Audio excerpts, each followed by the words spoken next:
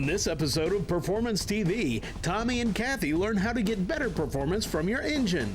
Tommy installs a tire pressure control system as well as shows us how to GoPro your vehicle. And we learn how to maximize your brakes.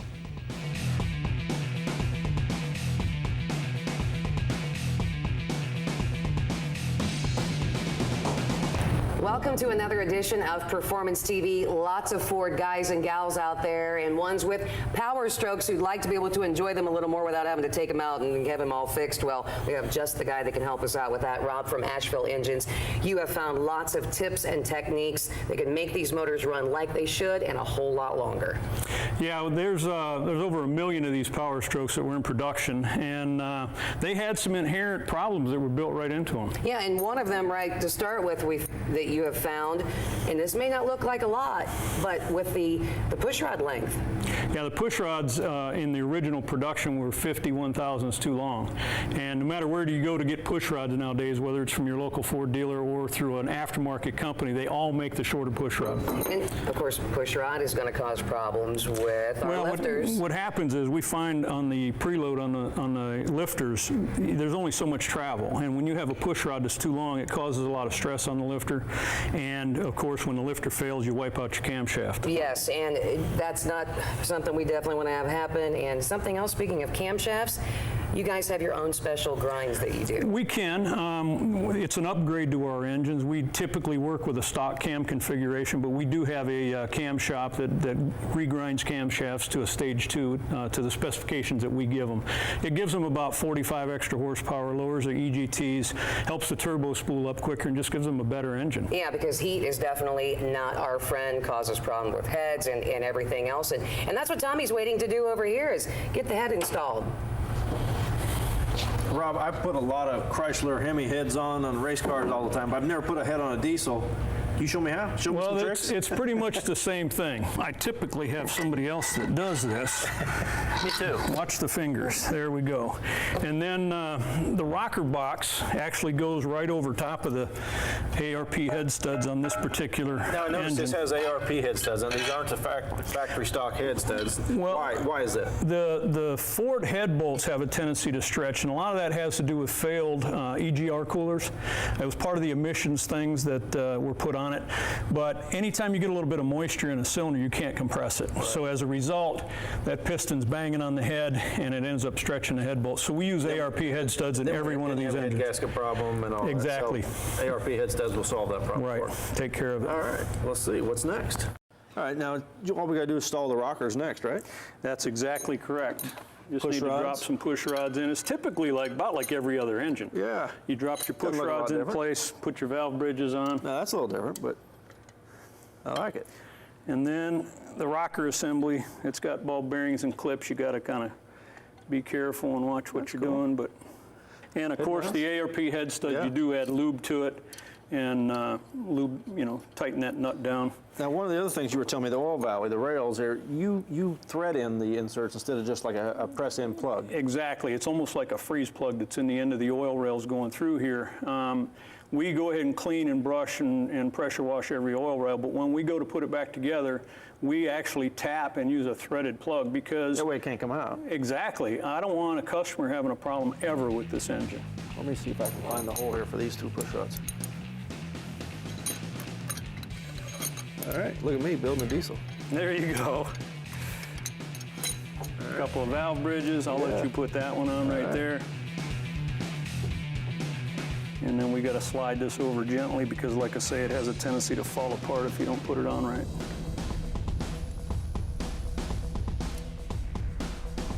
One thing I'm interested in is the torque wrench here. Well, this one is the 6.0 torque, actually is torqued down to 215 foot-pounds, but this torque wrench was bought for the 6.4. They go up to 325. Ooh. And after you've done a day's work of those, you put in some work, yeah. Absolutely. All right, let's give me some more push rods. Let's get to this thing. All right. There's a pair of them. Actually, I guess I need 3 back here.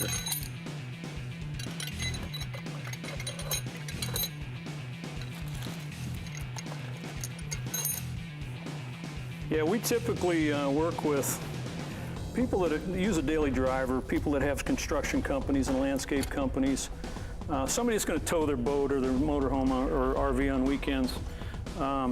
As far as high performance, I don't really like to get into a whole bunch of high performance stuff because it gets complicated. Everybody's got their own ideas of what they want to put in their install, and it just adds a lot of inventory to our situation. Don't drop the washer inside. Oh, there. Perfect. All right, we're going to come back with more Performance TV, but in the meantime, I'm going to torque that head on. This edition of Performance TV, presented by ARP, is being brought to you by ARP, the world leader in fastener technology. AMS, because we care. Flowmaster, the exhaust technology company.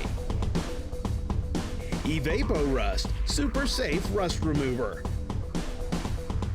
And by AJE Suspension, committed to quality and affordability since 1990.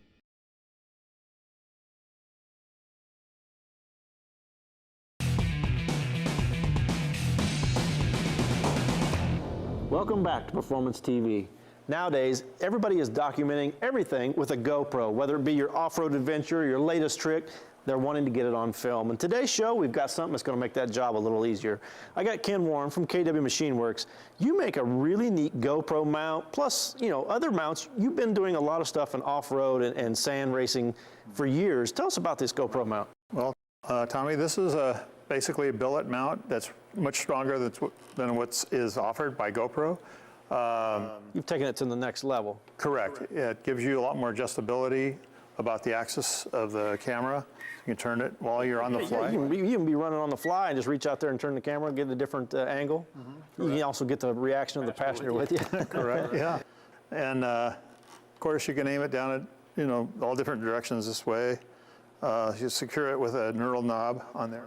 That's what I like, is all the brackets that you do make, they're universal. You can switch them out, you can put extensions in them, make them longer.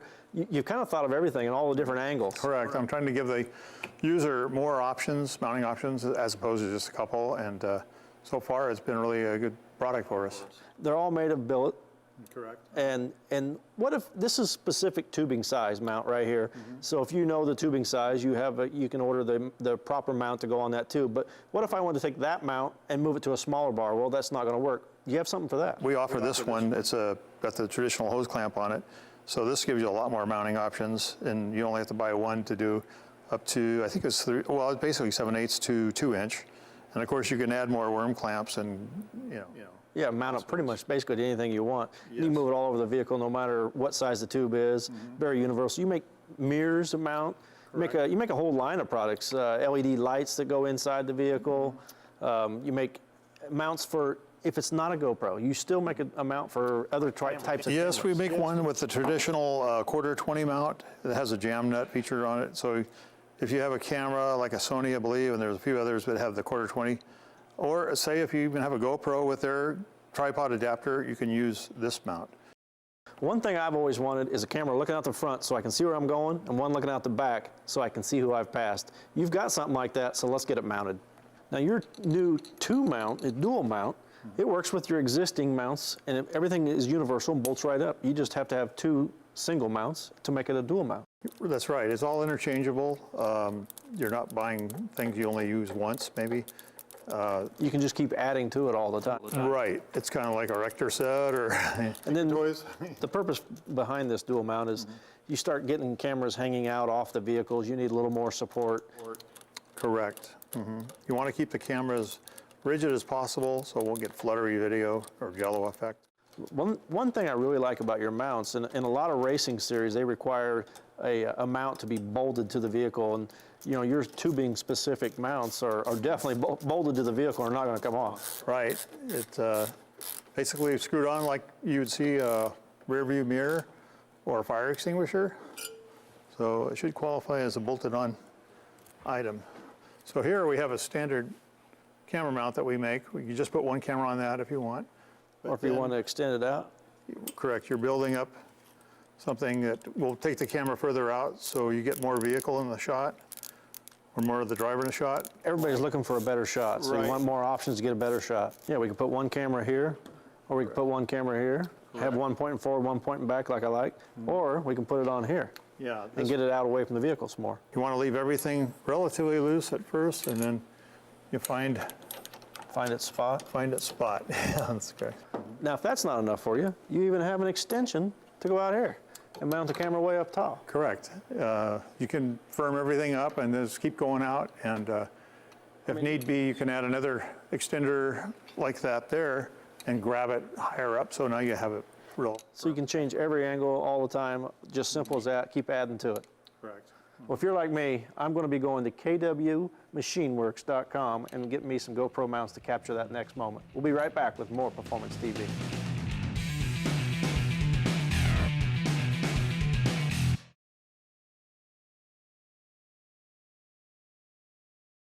Performance TV, coming to you from Borla Commerce Park.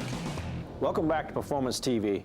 I've got a really cool project today. It's the Rock Smasher two-way air tire pressure control system. And what this system does, it inflates the tires to a certain desired pressure, all four at the same time to an even pressure. And you can deflate them all. If you're going off-roading and you want to adjust your tire pressure, one valve, a manual air dump, you can dump the air, bring it down to where you want to go off-roading tire pressure. When you're done, you want to go back on the highway, you supply the air to the system and inflate all four tires to a desired pressure. Has a manual adjustable air pressure regulator, so all four tires go back to an even temperature and you're back on the road. Now, you don't have to use this on an off-road vehicle. If you have an RV and let's say you're getting ready to go on your trip, you want to make sure all the tires are inflated to the right pressure, you can connect all your tires on the RV to the system, turn it on, walk away. When they get to the desired temperature, the air pressure regulator will go off and your tires are ready to roll. So we're going to put it on a Jeep Wrangler today for off-road purposes, and we're going to install that. But first I want to start assembling the control panel. There's going to be a lot of assembly I'm going to do before I put it on the vehicle just to make it a little simpler. So we're going to start with the control panel. It's really neat. It's got a push connect fitting here. It's got a bulkhead. We'll just run it through our control panel, put the nut on it, and secure it.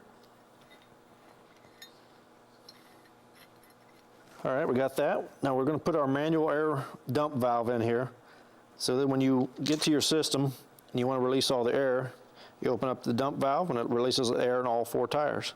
Put a little Teflon tape on here to keep it from leaking. Screw this into there.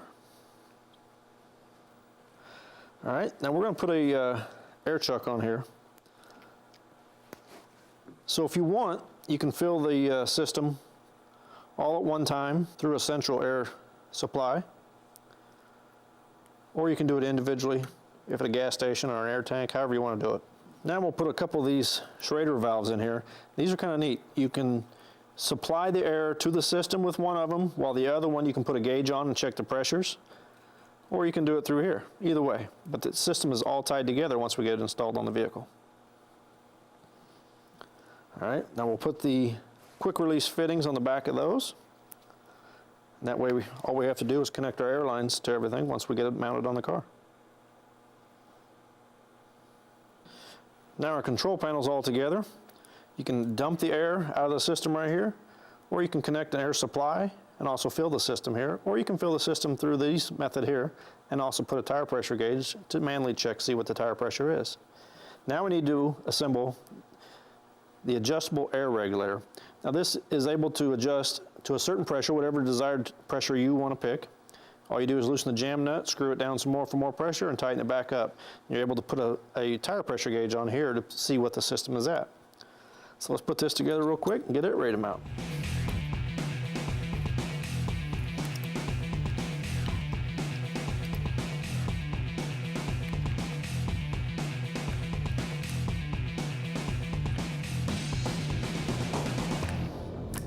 Now we got all these mounted, we have to pick a location on the vehicle. Something easy to get access to. Should mount these two, you don't have to, but you can mount these in a similar location so you can see what's happening. You can listen to see when it pops off, and then you shut your air supply off.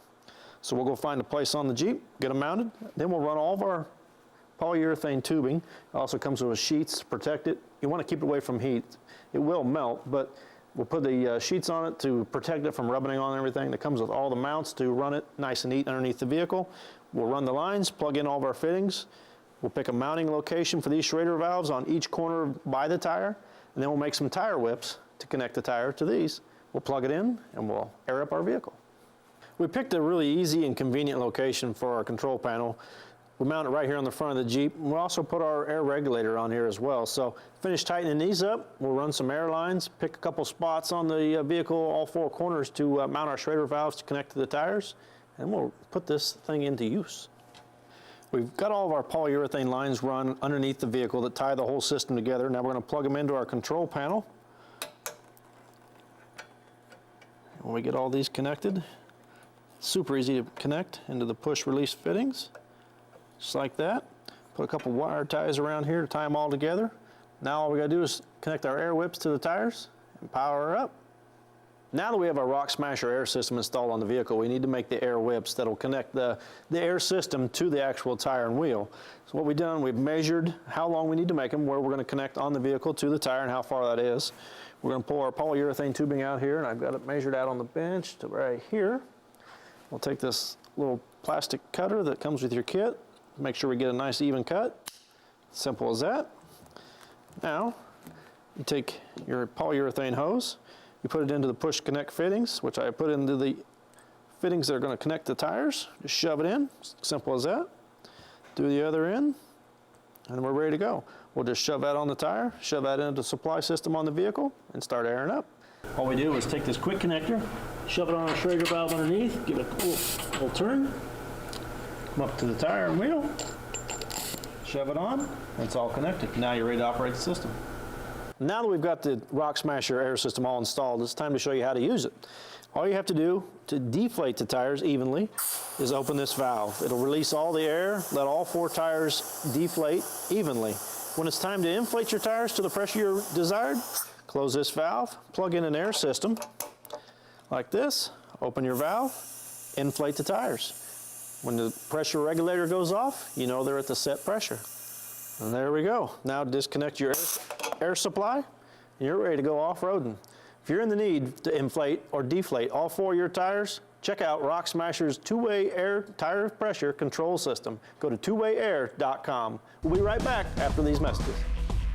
This week's ARP quarter-mile quiz question comes from Courtney in Hawaii. Courtney would like to know, is your funny car body made of all carbon fiber? Yep, all carbon fiber. If you have a question for the ARP quarter-mile quiz, send it to the address on your screen. If we use your question on the air, you'll receive an ARP quarter-mile quiz shirt.